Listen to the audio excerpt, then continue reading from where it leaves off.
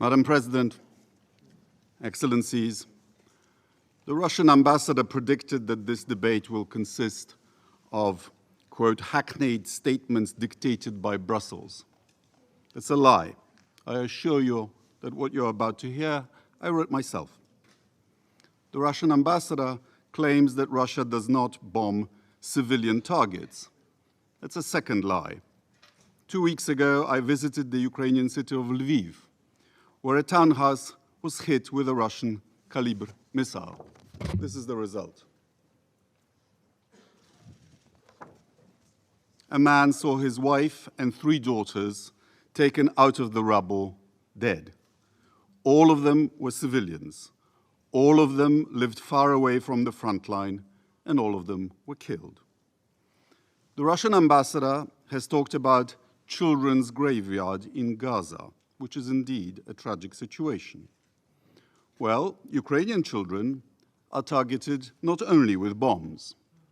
Thousands have been kidnapped and taken into Russia, where they are brainwashed in order to strip them of memories and of their national identity.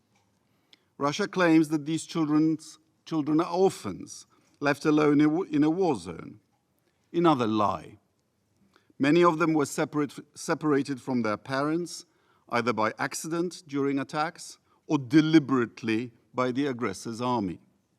Independent reports revealed that, and I quote, officials have deported Ukrainian children to Russia or Russian-held territories without consent, lied to them that they weren't wanted by their parents, used them for propaganda, and given them Russian families and citizenship.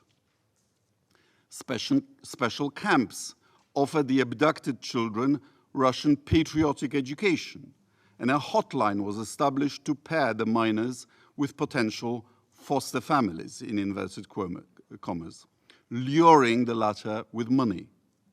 On top of that, Mr. Putin signed a decree fast-tracking the process of granting Russian citizenship to stolen Ukrainian children. This is not collateral war damage. It was a plan devised before the war and ruthlessly executed. UN investigators concluded that these actions constitute war crimes. In October 2022, the International Criminal Court issued an arrest warrant for Vladimir Putin. Ambassador Nebenzia and Russian propagandists like to refer to the democratically elected government of Ukraine as Nazis, as you've just heard. It so happens that in Poland, I live 3 kilometers from Potulice, the site of a former Nazi filtration camp during the Second World War. It's known for the fact that thousands of children were imprisoned there, from Poland and the Soviet Union, from around Smolensk and Vitebsk. Up to 800 of these children died, but thousands were transferred west to be Germanized.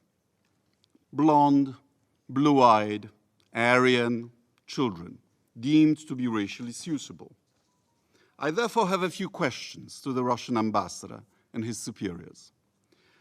How does what you are doing to Ukrainian kidnapped children differ from what German Nazis did to your children and ours? How many Russian officials have adopted stolen Ukrainian children following, as reported by the BBC, the example of Sergei Mironov, former chairman of the Russian Federation Council? When will you return the remaining thousands of stolen Ukrainian children back to Ukraine?